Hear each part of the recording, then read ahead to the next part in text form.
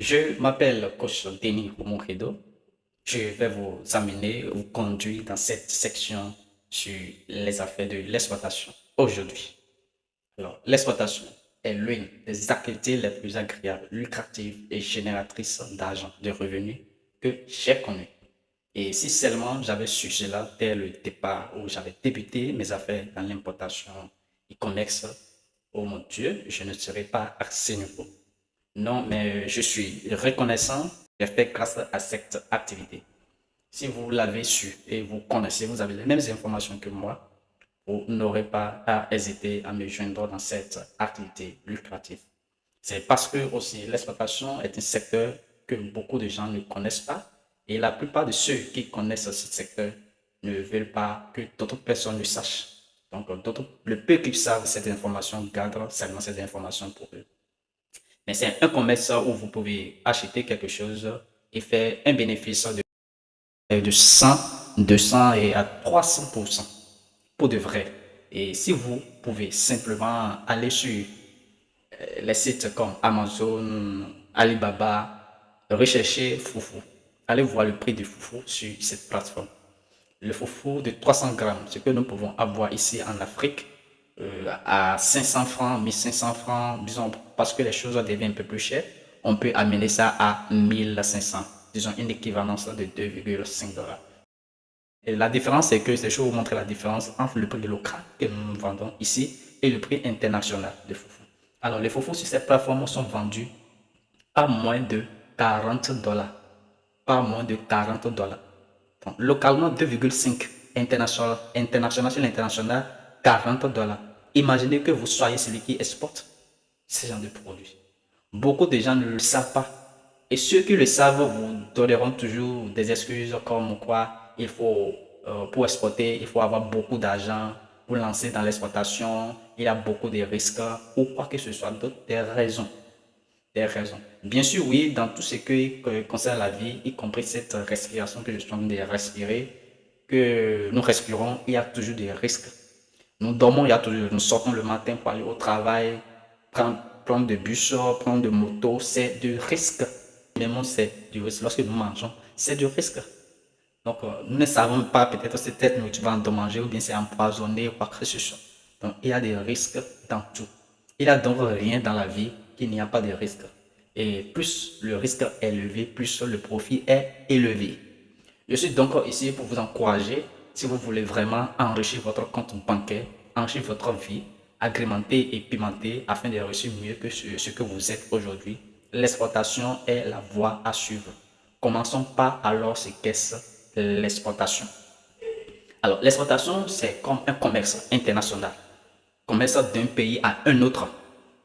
Ok, je vais vous donner un exemple avec le foufou. Supposons que vous vendez des foufous et que vous produisez ces foufous peut-être en Côte d'Abidjan. Vous produisez le foufou à Abidjan et que vous le vendez à quelqu'un qui est au Bénin, à Cotonou.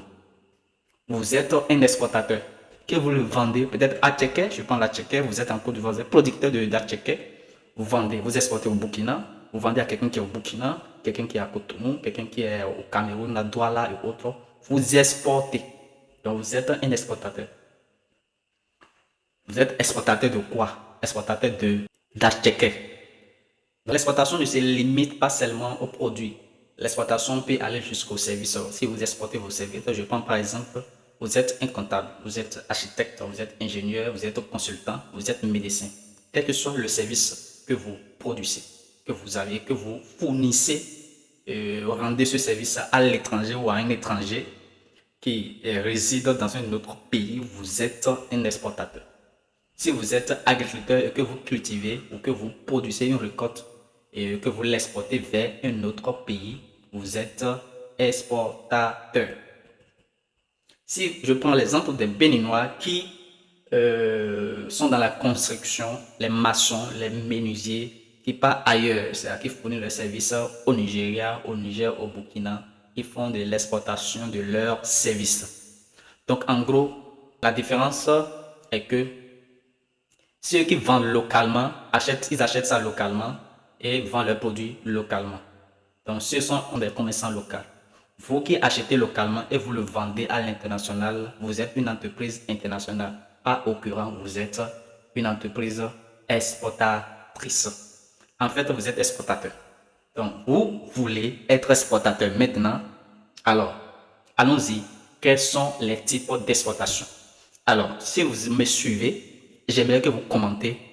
Si vous êtes nouveau dans l'exploitation, commentez je suis nouveau. Si vous êtes ici, vous êtes peut-être dans l'exploitation, vous voulez avoir de nouvelles méthodes. Vous voulez avoir de nouvelles méthodes de comment exporter. Mettez dans les commentaires nouvelles méthodes. Si vous voulez peut-être des stratégies pour avoir des clients, obtenir des clients à l'extérieur, à l'étranger, dans différents autres pays, vous pouvez mettre stratégie. Mettez stratégie. Alors, continuons. Il existe trois types d'exploitation. Il existe trois types d'exploitation différentes. L'exploitation directe, l'exploitation indirecte et l'exploitation par consortium. Les informations que je vous donne sont très chères, mais je le donne gratuitement. Bon, maintenant, qu'est-ce que l'exploitation directe? L'exploitation directe est un processus dans lequel vous êtes le fabricant, le producteur, vous êtes également responsable de l'emballage, du traitement, de l'expédition du produit à l'étranger. Non seulement cela, vous êtes responsable de trouver l'acheteur, de négocier le prix, de vendre le produit, de récupérer votre argent. Peut-être vous êtes transformateur. Je prends toujours l'exemple de Foufou. Vous êtes peut-être producteur de manioc. Vous produisez le manioc et vous transformez toujours ce manioc en foufou. Ou vous êtes producteur de plantain, vous transformez toujours ce plantain en foufou. Dans le but de vendre cela sur l'international. Vous êtes même responsable de mettre ce foufou sur les plateformes comme Amazon, Walmart, etc. eBay pour faire aussi la promotion. Vous l'étiquetez, vous avez votre propre marque, vous la marquez, vous avez votre propre marque. Tous les processus de la transformation de ce produit, c'est vous-même qui en occupez et même la publicité de ce produit. Jusqu'à ce que vous obteniez des clients. Vous cherchez peut-être une maison logistique qui va vous en charger de l'expédition de ce produit. Vous trouvez peut-être l'acheteur en Afghanistan. Et vous recherchez une maison logistique qui est dans votre pays, qui vous aide à exporter ce produit à Afghanistan. Et à leur tour, le client vous verse l'argent directement dans votre banque ou dans un compte quelconque. Pour vous occuper de tout le processus que vous avez mis, les dispositifs, les machines ensemble, la production de la récolte à la production, à la transformation de ce produit. Et à l'emballage, à la publicité. Donc, quand vous êtes importateur direct, donc le bénéfice est 100% le vôtre. Et vous aussi, vous avez aussi l'avantage de contrôler le prix car vous êtes le producteur. Vous pouvez même le vendre moins cher. Et si vous le vendez moins cher, peut-être même à un prix inférieur, vous gagnerez toujours beaucoup d'argent. Parce que vous êtes le producteur et vous vendez aux acheteurs internationaux sur le marché international. Vous avez un avantage concurrentiel car vous n'êtes pas, pas le seul à vendre ce produit. Vous n'êtes pas le seul à vendre ce même produit et que peut-être vous décidez peut-être que vous voulez avoir beaucoup plus, vous allez avoir beaucoup plus de clients. Vous décidez même de rabaisser le prix de votre produit, votre foufou à 30%. Et malgré cela, vous avez encore beaucoup plus de bénéfices. Peut-être que votre bénéfice est toujours à 500%, même malgré que vous réduisez votre bénéfice à 30%. Donc, toute la chaîne, vous gagnez toujours sur chaque chaîne. Vous avez également le contrôle de la norme, car la normalisation dans l'exploitation est vraiment très importante. Ce qui fonctionne chez vous en Afrique ne peut peut-être pas fonctionner à l'international. Vous ne pouvez pas penser vous donner de n'importe quoi à un client étranger. Peut-être ici, lorsque le client vous ramène, vous faites le retour de ce produit, vous refusez de le rembourser. À l'international, ce n'est pas comme ça. C'est à cause de ça que lorsque même vous achetez un produit à l'international, il y a toujours les conditions de remboursement. Lorsque vous retournez, vous n'êtes pas satisfait des produits, lorsque vous retournez le produit à condition de remboursement.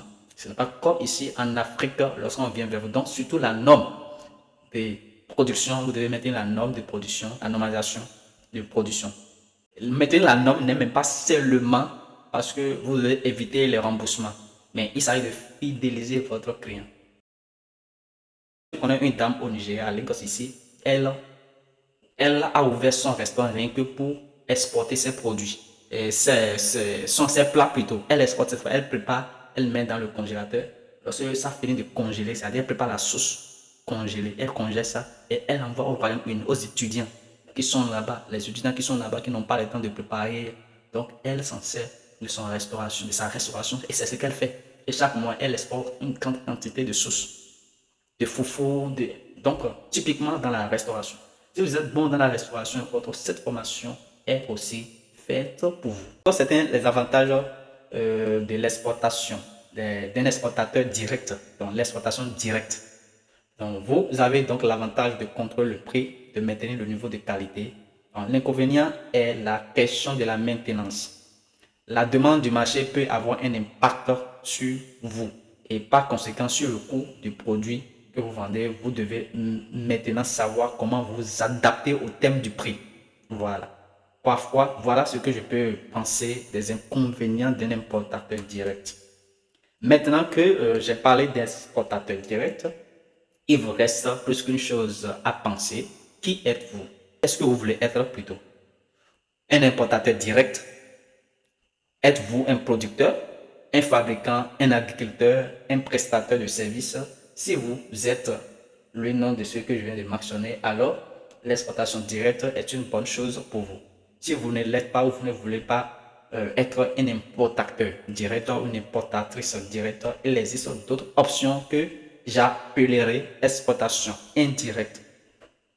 Alors, parlons-en maintenant de l'exportation indirecte.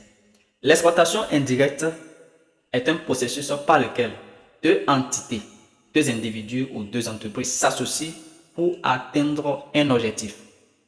Laissez-moi vous expliquer cela. Vous produisez peut-être ce téléphone que j'ai en main et c'est tout ce que vous faites. Et une autre entreprise ne produit pas ce téléphone, mais elle est douée pour vendre le produit à l'international. Donc, ces deux entreprises se concubinent. Donc, ils vont s'associer pour former ce que nous l'appelons exploitation directe. Okay? Si vous ne comprenez pas, laissez-moi vous expliquer encore beaucoup plus mieux. Maintenant, si vous posez ce téléphone et vous posez peut-être le téléphone, vous recherchez des personnes que nous appelons des exploitateurs ou des commerciaux ou des sociétés commerciales. Ils viendront acheter ce produit chez vous localement et vous paieront peut-être en francs CFA, en francs guinéens,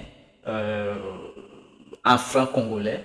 Vous achètent chez vous avec une monnaie locale et vous payez, vous achetez chez vous, vient vous payer avec une monnaie locale. Maintenant, après avoir acheté ce produit chez vous, ils seront maintenant des responsables de l'expédition du produit. Donc, l'expédition du produit signifie qu'ils déplaceront du produit de votre entrepôt ou de votre usine au port. Donc, lorsqu'ils achètent ce produit chez vous, ils vous paient et vous paieront dans votre monnaie locale. Donc, ils ont obtenu ce produit sur un prix local. Ce sont des sociétés commerciales, qui ont des clients étrangers ou qui se sont déjà installés sur les bases sociales sur l'international pour trouver des clients. Donc, ce sont des personnes qui cherchent des produits locaux, ils ne produisent pas. Donc, ils cherchent des produits locaux, avoir ces produits sur un prix local et vendre sur un prix international. C'est juste un simple exemple de l'exploitation indirecte. Ils seront également responsables de la recherche de la personne qui va acheter ce produit, vendront le produit en monnaie étrangère, en dollars, en livres sterling, en euros.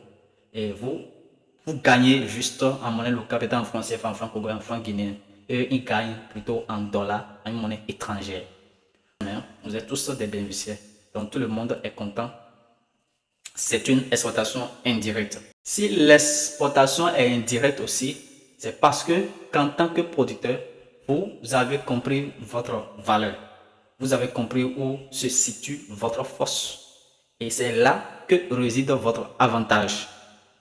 Vous n'avez pas les informations d'exporter, vous êtes producteur, vous êtes transformateur alimentaire, vous n'avez pas ces informations, mais vous voulez juste vendre votre produit localement.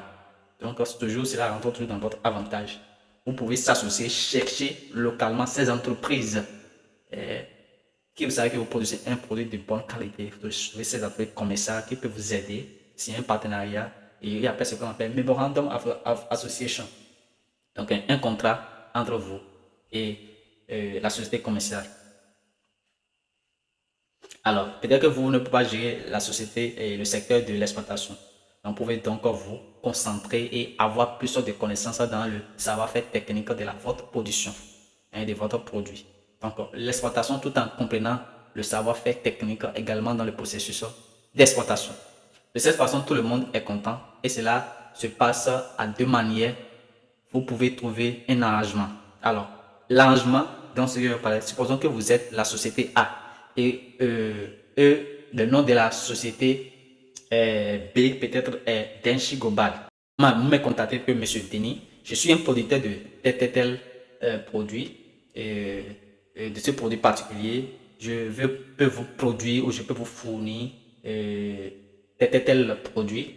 Donc, moi, en tant que société commerciale, je peux faire mon analyse de votre marché. Ce produit peut être facilement se vendre sur le plan international. Est-ce que votre produit a vraiment de clients sur le plan international? Alors, qu'est-ce que je peux faire? Je peux dire de faire deux choses avec vous. Soit signer un contrat de Memorandum of Association. Donc, je signe un contrat entre vous et moi. Et le contrat est que je vous informe. Et voilà, le prix de ce produit, c'est voilà comment c'est vendu sur le plan international. Donc, vous acceptez, lorsque nous obtenons un client, on vend ce produit à ce prix et le bénéfice est partagé. On peut faire 50-50, on peut faire 40-60. Est-ce que vous voyez? On peut faire 50-50, on peut faire 40 et 60. 30, 70, ça dépend de la personne qui décide de dire ok, moi je dépense beaucoup plus mieux dans mes publicités et autres, donc je vends sur le plan international, donc voilà ce que je peux te remettre. Si c'est bon, vous signez un contrat et lorsque le contrat est signé, vous savez que tout le monde s'en bénéficie. Donc nous pouvons rédiger un protocole d'accord, vous signez, je signe, vous pouvez amener votre avocat, j'amène aussi mon avocat qui vont être des intermédiaires. Donc vous apportez le produit. Je regarde les produits, je regarde la valeur, la qualité, tout est réglé. Donc je sais qu'il a un marché pour ce produit. Et nous allons mettre d'accord sur le prix que nous allons vendre ce produit. Supposons que ce produit que vous produisez a une valeur locale de 10 000 francs CFA ou de 10 $. Et sur le marché international, on peut le vendre à 100 $ ou à 140 $. Est-ce que vous voyez? Alors je vais maintenant dire, ok, au lieu que je vous achète ce produit tel chez vous, pourquoi ne pas me le céder? Pourquoi ne pas me permettre, laissez-moi lancer dans le commerce international de ce produit? Car c'est là que je peux jouer mon rôle dans votre entreprise, dans la vente de votre produit. Donc vous savez que là que cela réside dans ma force. Ma force réside dans le commerce international. Donc je peux vous dire, laissez-moi aller vendre là-bas, peut-être. Et ensuite, je vous rapporterai du dollar. Et quand je rapporte du dollar, vous et moi, on partagerons ce dollar. Comme je vous ai dit, qu'il soit 50-50, 30%, 70%. Donc entre 50-50, 40, 60, 30, 70, ça dépend. Mais ensuite, tout dépendra de ce sur quoi vous serez d'accord, hein, sur un arrangement. Voilà. Donc, peut-être nous avons déjà notre entrepôt qui est au Royaume-Uni, aussi à Atlanta, aux États-Unis, que nous faisons de Union des exportateurs au Nigeria. Nous louons un entrepôt, mais chacun a son montant qui paie par mois. Et nous occupons un espace donné. Donc, ton espace que tu envoies ton colis là-bas. Donc, ton colis occupe cet espace. Je n'ai pas pu mieux gérer mon espace parce que ce n'est pas totalement rempli. Raison encore pour vous et moi de se lancer. Je veux que vous me rejoigniez et vous amenez vos produits que vous avez, que je puisse occuper ces places-là à l'extérieur, que j'ai laissé aux États-Unis plutôt, pour que nous puissions vendre ensemble, faire ce commerce ensemble. Alors, je suis encore en collaboration avec une société qui est à Dubaï. Et c'est ce qu'ils font. Ils prennent votre produit et ils envoient à Dubaï. C'est eux qui s'en chargent du transport. Ils transportent votre produit à Dubaï. Et arrivé à Dubaï, ils cherchent le client, ils vendent le produit et vous ramènent votre argent. Une fois que votre produit est vendu, et vous amène votre argent, surtout dans l'hibiscus. La vente de l'hibiscus que nous appelons Bissa. Et il y a aussi gingembre, poivre, cola amer, ainsi de suite, tous ces produits. Donc, si vous êtes dans la production de ces produits et autres, vous êtes producteur d'épices, ou bien vous avez accès facilement à ces produits, alors cette formation est vraiment faite pour vous. L'avantage de l'exploitation indirecte est que chacun connaît son point fort et son point faible. Donc, le producteur connaître sa force, il va chercher à améliorer sa production. Il comprendra que si nous produisons ce produit à tel pourcentage, à telle valeur, c'est-à-dire la qualité à tel pourcentage, nous aurons plus de marché. Donc, si nous faisons moins que ce pourcentage, nous n'aurons pas de marché. Ils comprendront donc comment améliorer leur production. Donc, ceux qui sont dans le commerce auront aussi leur force et savoir comment toucher. Peut-être ils ont l'objectif sur moi, combien de clients ils peuvent toucher, combien ils savent qu'ils peuvent vendre. Expédition aussi, meilleure voie d'expédition. Donc, la meilleure façon d'approvisionner les clients, la meilleure façon de fixer les prix et la meilleure façon de percevoir les paiements. Donc, une entreprise comme nous, si vous êtes producteur de n'importe quel produit, vous pouvez voir, nous allons faire l'analyse du marché de ce produit pour vous. Et lorsque nous sommes sûrs que ce produit peut vendre sur le plan international, on dit que oui, venons, nous allons signer ce contrat. Une fois que le contrat est signé, nous allons démarrer l'activité, commencer par publier vos produits, commencer par lancer vos produits sur nos plateformes. L'exploitation indirecte, quel est l'inconvénient? L'inconvénient est que pour la société commerciale, elle n'a pas un contrôle total à 100% sur le prix. Donc c'est vrai que les bénéfices sont partagés, mais le stress est réduit. Voilà encore un avantage. Le stress des processus au-dessus, ça est réduit, mais les bénéfices sont partagés. Donc nous partageons, les stress est partagé, les bénéfices sont partagés, tout est partagé.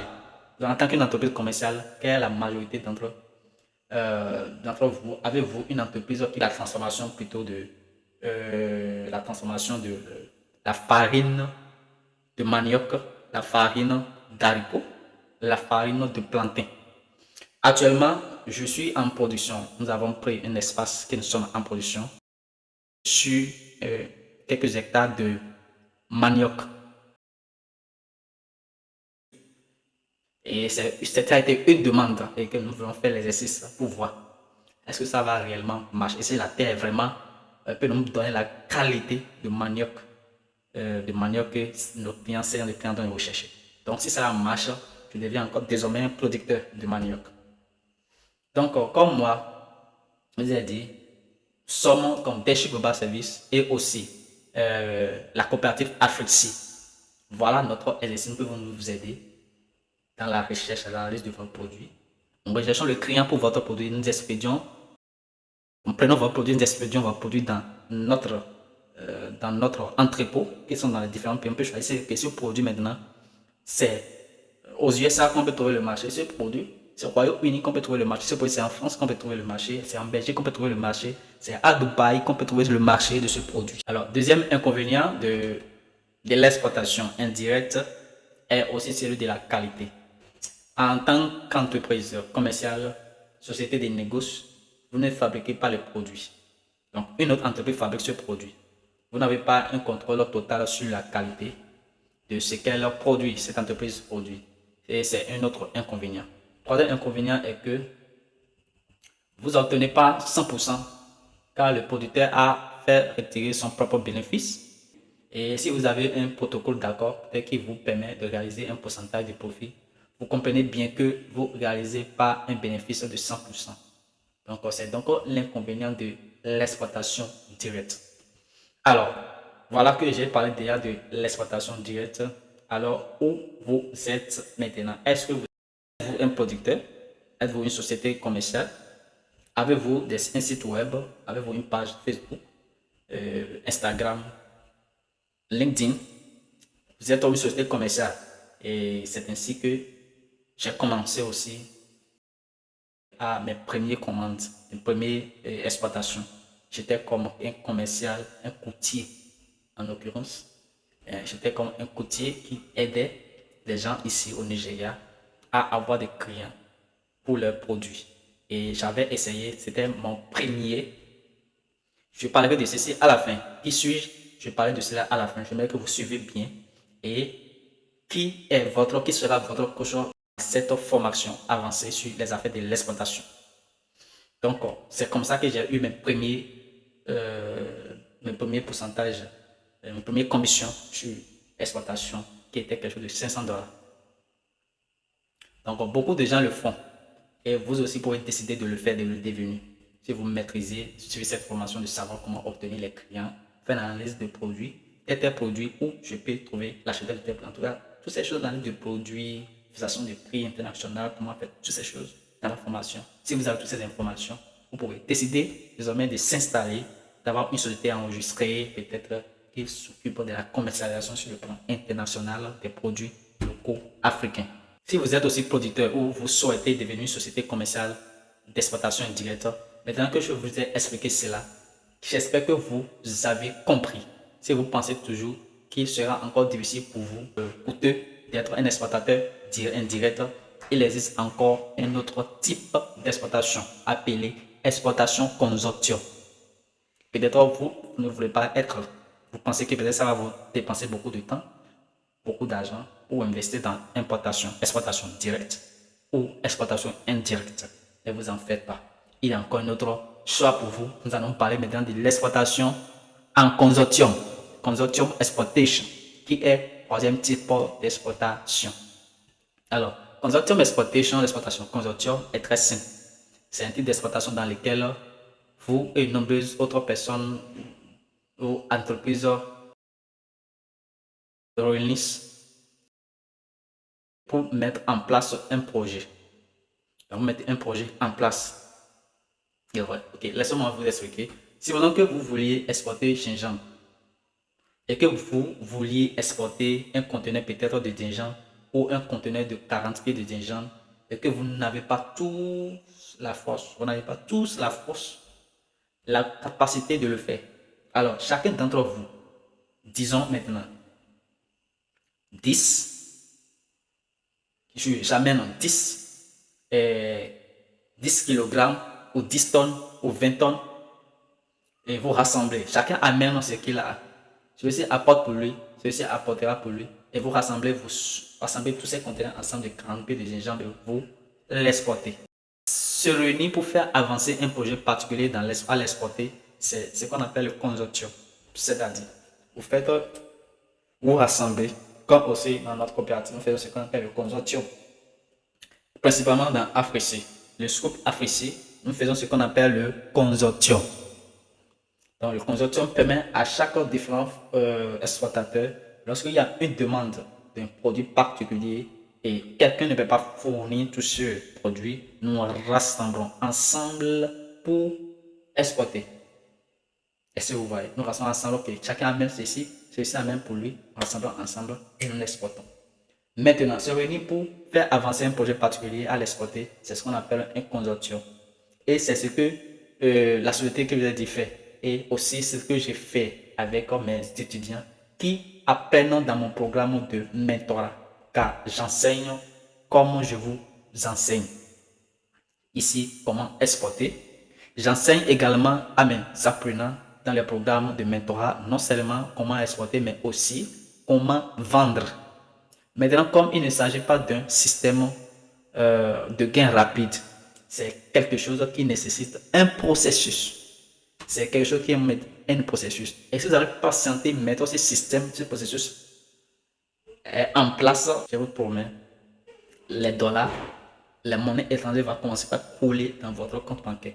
En fait, dans le consortium, vous n'êtes peut-être pas le producteur ni la société commerciale. Mais parmi vous se trouvent les producteurs, les sociétés commerciales et certains sont simplement des investisseurs dans le projet. De cette façon, tout le monde peut bénéficier de l'exploitation. Les investisseurs, lorsque le coût d'exploitation d'un conteneur peut être plus élevé, parfois, lorsque vous êtes dans un contrat donné, les fournisseurs, si ce n'est pas la lettre de crédit qui vous implique à envoyer le produit d'abord avant d'être payé. Donc, si des investisseurs peuvent investir pour sponsoriser le processus d'achat, d'expédition jusqu'à l'arrivée lorsque le client le reçoit. Lorsque une fois le versement est fait, le retour sur un investissement de ces investisseurs. Alors, il s'agit davantage d'une exploitation aussi. Il s'agit d'un avantage aussi d'une exploitation indirecte. Le consortium, c'est aussi un type d'exploitation indirecte, mais il s'agit d'un consortium car il rassemble beaucoup de personnes. Si vous êtes une entreprise start-up ou si vous cherchez quelqu'un qui peut vous prendre par la main et vous guider dans le monde de l'exploitation que nous connaissons, il est temps d'examiner les avantages, les inconvénients du consortium d'exploitation. Alors, commençons par l'avantage. L'avantage est simple. Si vous n'avez pas peut-être les moyens financiers nécessaires pour vous lancer dans l'exploitation, mais vous pouvez partager vos ressources en fonction de vos capacités au sein du consortium, car vous êtes tous réunis. Voilà un autre avantage. Donc, si vous n'avez pas assez de capital pour établir des produits à exporter, vous n'avez pas aussi accès de une grande quantité parce que ces genres de produits matières premières sont demandés en conteneur. Certains viendront avec un investissement plus élevé, d'autres avec un investissement plus faible. De plus, vous n'aurez peut-être pas le savoir-faire technique pour vous lancer dans l'exploitation. Mais avec le consortium, vous avez tous les experts de la chaîne de l'exploitation. Est-ce que vous voyez? Donc, au sein de votre consortium qui connaît parfaitement le commerce international, il y aura quelqu'un qui connaît qui a le savoir-faire technique qui vous guidera dans cette voie. Un autre avantage du consortium est que vous n'êtes peut-être pas directement le responsable de l'approvisionnement, du nettoyage, de l'emballage, de la publicité, de la tarification, et de la négociation, de la commercialisation et de la vente du produit. Donc, c'est une société commerciale qui s'en chargera. C'est donc l'un des avantages d'un projet de consortium. L'inconvénient ici est que vous devez comprendre que l'entreprise qui vous dirigera dans le monde de l'exploitation au sein du consortium possède le savoir-faire technique en matière de commerce international. Deuxièmement, il faut aussi savoir que l'entreprise a un score de confiance auquel on peut faire confiance pour investir dans l'exploitation. Est-ce que tous ceux qui sont dans ce groupe de consortium ou dans cette coopérative, ils ont vraiment le score de confiance? Est-ce qu'ils sont vraiment une société intègre? Troisième chose d'inconvénient est que vous ne pouvez pas avoir 100% des bénéfices du consortium. Si vous faites partie du consortium, vous ne pouvez pas avoir 100% de bénéfices. Mais cela étant dit, je considère que c'est une meilleure option pour ceux qui sont des débutants et qui veulent se lancer dans le monde de l'exploitation. Et c'est ce que je forme dans mes cours de formation sur l'exploitation. Donc, je donne, là, pendant qu'ils apprennent, pendant même que vous apprenez, vous pouvez commencer même par gagner de l'argent. Je me suis pleinement lancé cette année dans l'exploitation. Il est maintenant temps d'examiner les catégories d'exploitation. Nous allons parler déjà des types d'exploitation. Maintenant, nous allons parler des catégories d'exploitation. Alors, est-ce que ça évolue? Est-ce que la comparaison jusqu'à ce niveau? Est-ce que s'il y a des questions, vous pouvez poser les questions dans les commentaires. Nous allons parler des 3 types d'exploitation déjà. Vous pouvez poser vos questions dans les commentaires. Maintenant, dans la deuxième partie, nous allons parler maintenant